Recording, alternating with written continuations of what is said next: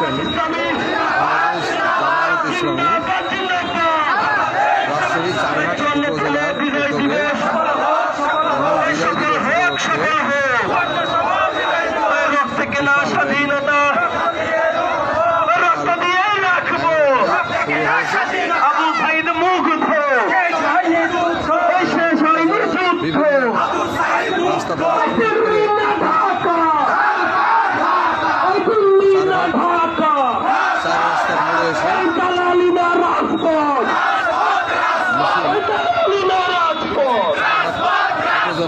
প্রশাসনের চত্বরের দিকে এগোচ্ছে।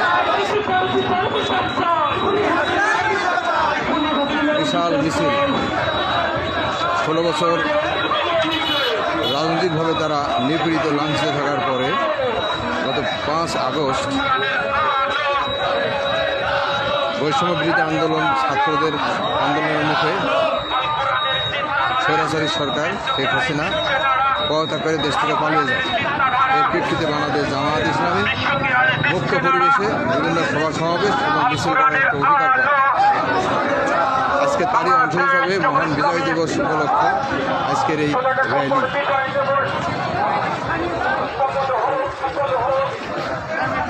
র্যালিটি যাচ্ছে চারঘাট প্রশাসন মুখে।